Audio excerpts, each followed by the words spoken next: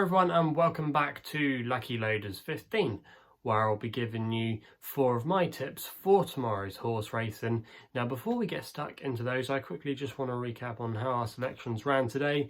In the end, we've just come out with a very small loss. We did have a winning nap, however. Final Thought was a nice winner for Callum Shepherd and Saeed bin Surah, and boosted the strong form of Indigo Girl and also as well Pythagoras. It looked a nice race that did at Yarmouth last time, and actually the first 3 now have all gone and won on their subsequent start. So that's definitely a good piece of form there for the memory bank. Also as well, the other selections for Sizio, we put up for Safi Osborne and Johnny Portman.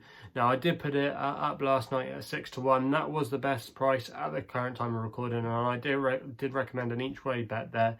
So if you were able to get on the 6 to 1 each way, you would have made a small bit of each way profit there. But I understand for some of you, you might not have been able to get those prices because it was well supported, and if you saw it today, you wouldn't have been able to really, you wouldn't have made any each way profit because it went off favourite in the end. I think it was 2 to 1. In the end, ran all right, but just had too much to do, and in the end, it continues the frustrating run of that horse. You know, she often looks like she's going to do it next time out. You know, she's got some fair form next to her name, you know, and she has shown ability, but she's one of those horses where it's very tricky for it all to come together for her. I don't know when she's going to get her head in front, probably when she's a big price next year in some kind of low grade handicap. But the Sizio, you know, was well supported, and like I said, if you did manage to get the 6 to 1 each way, you would have made a small bit of place money there. However, our losses today were Chelsea Sisler. We just put him up as a win only bet. He was backed into favouritism in the end at Wolverhampton, went off at 3 to 1. I've just seen the race now. I'm just making this video before 7:30, and to be honest, he had every chance, you know, but he just wasn't good enough, and he did maybe battle on a little bit in the last furlong or so, but in the end he just wasn't good enough on the day, and you can't really make too much of an excuse for him. And then the other one that I thought was a little bit unlucky, and I thought you could maybe put a line through that run today, was actually Our Next Best, which was our first tip at Sligo with I'm Not Alone for Ricky Doyle and Conor O'Dwyer. Now that horse, the first couple of jumps, if you watched the race, were a little bit sketchy, but as the race developed, the jumping got a bit more slicker, you know, and she was travelling comfortably throughout for a long way. And then on the penultimate circuit, she got really badly hampered, and even though it didn't appear to affect her, not much, if you actually go back and watch the race again, you can definitely tell that our selection there, I'm Not Alone, was just about to make a move. She was just passing a few horses and starting to get into more better position in the field, and that just cost her a bit of momentum, and in the end she was always a little bit on the back foot. And then when she was probably, or if she had to make a challenge, she made a blunder, and that just pulled away any chance of her winning the race, and then she was quickly pulled up. But I don't think she would have won anyway. She might have maybe made a place, maybe, if she had jumped that fence, okay. But the winners, or the horses that did fight out for the places, they kicked well before she did. So yeah, I'm Not Alone. I think you can put a run through that line again today, and I would like to see the makeup of the field next time out before I back her. But she is still one, I think, of interest for future races. So that's how it went today. A little bit of a mixed bag. Like I said, we unfortunately would have come out with a very small loss, but hopefully it was just a blip, and fingers crossed we can make some profit tomorrow and can get back into the winning habit with the naps as well. We had a few winning naps last week, and obviously we had that great streak as well when we had 5 winning naps on the spin, and hopefully we can continue that form into tomorrow. And it's actually going to be my last selection tomorrow, my nap, so you'll have to wait towards the end of this video until I reveal it. But anyway, let's get into the tips for tomorrow, and we're actually going to go to Hexham tomorrow for the 210 for my Longshot. Now I put this horse up last time out when he was due to run at Sedgefield, and that was Tikerty for Sue Smith and Alexander Fielding. Got his name right this time. I called him Alexander Fleming last time on the video, just what I written from my notes, but Alexander Fielding is the correct name, is going to be claiming a handy £7 off the horse's back tomorrow. So that's really positive there. I remember seeing him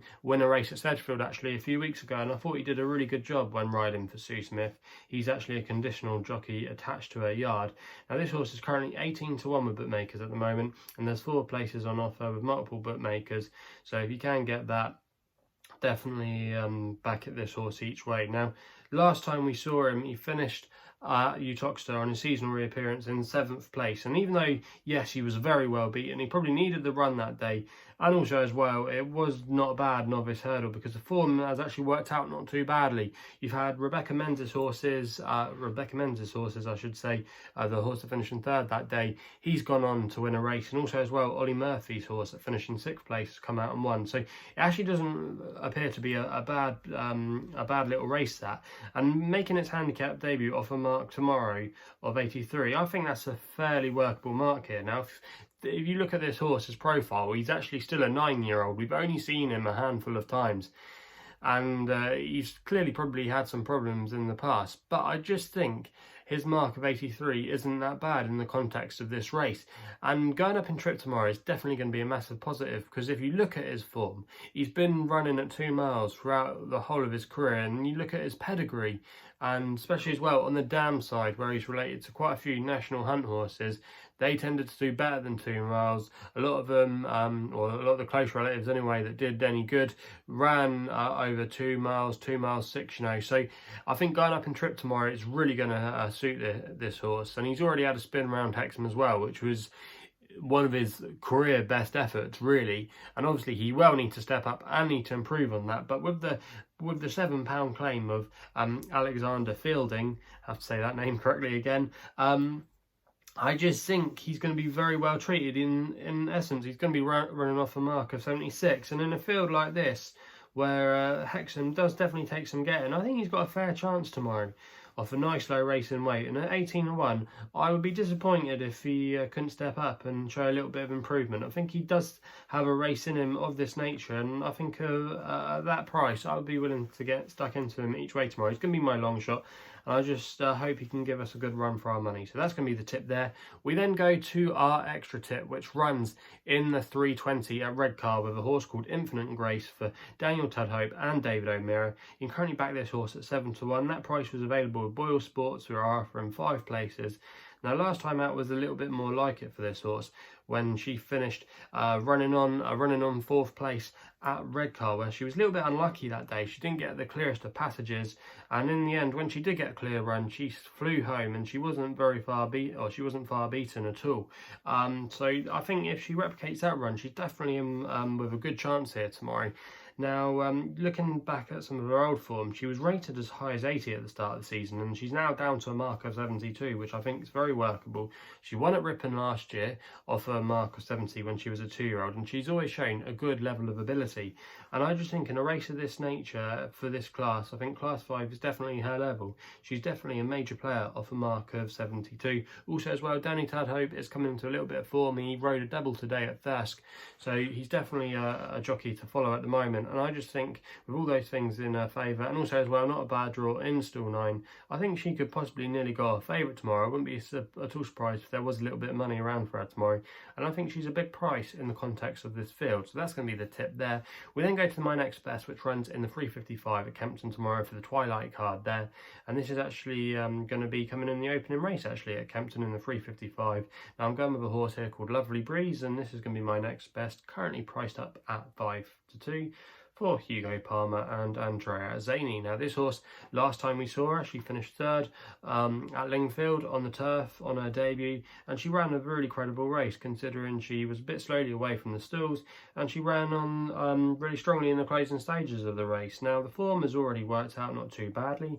The 2nd place horse of Mick Shannon's went on to win at Windsor last week, and the horse that horse beat won at Bath today, and they're both rated around the 80 mark, and the winner of that Lingfield race had a bit of experience in the bag for Mark Johnston and had a rating of 80, so to run up to that level, or not too far off that level first time out, suggests that this horse definitely has a little bit of ability about her. She's actually a half-sister to her stable star Powerful Breeze, who was a Group 2 winner last year when winning the Mayhill Stakes, and was arguably an unlucky loser in the Group 1 Fillies Mile at Newmarket. You know, obviously we still got to see if she can get to that kind of reputation, but tomorrow we'll probably definitely see a lot more of a step forward from her. You know, I expect her to come on for that run, and I think in the context of this race, she definitely represents the strongest form to the table. Hugo Palmer's horses have been running slightly better of late. They did have a little bit of a quiet time, but in September they definitely have been coming back to a little bit of form.